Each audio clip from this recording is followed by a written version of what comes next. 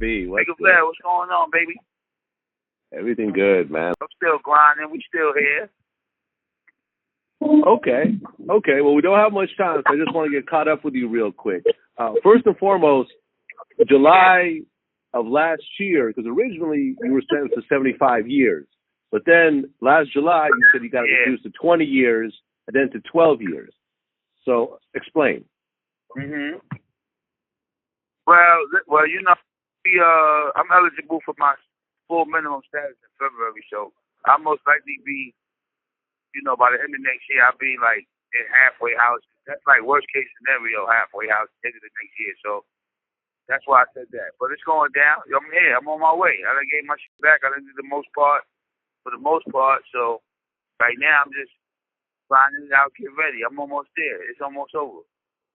So, okay, so you know, I can only say that but so much, but it's actually true this time. So you'll be good. Okay, so explain to everyone how you go from 75 to 12.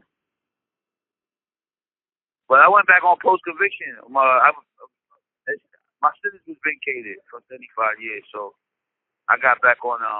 My first appeal was denied. Then when I went back on post-conviction, I found ineffective assistance against my lawyer, and before the case came back before the judge made an actual decision or decided to turn the whole case over, I pleaded out. I couldn't go through I couldn't go through waiting for another decision on the courts, you know what I'm saying, or another letdown. So I took the 20. So that with my time, man, and once I get full minimum, I'll be down to about 12 and a half years, which will have me in I'll be in the camp February, and by the end of next year I'll be in the halfway house.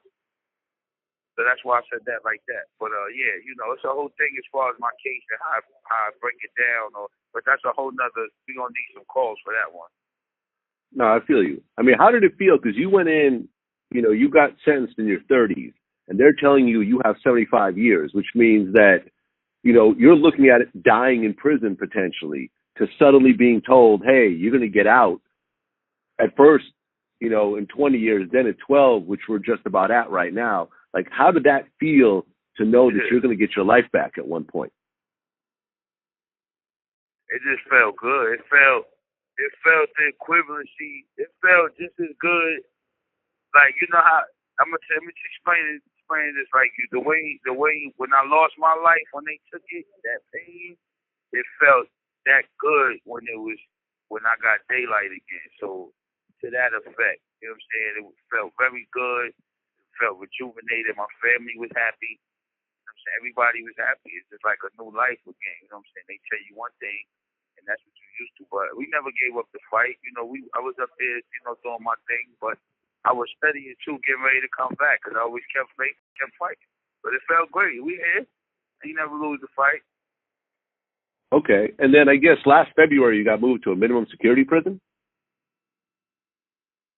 I'm in Northern now. We in the trailers running around, so it's like minimum. It's kind of like minimum classification, but February, like around February, I go for my shit. So I'll be like by the beginning of next year, I'll be like full minimum. I'll be working outside the facility type of shit like that. You know what I'm saying? Okay, so before you got moved last time, you were in a maximum security prison? I was in Trenton, which is max, and then I went down to Broadway, which is another max. Now I'm in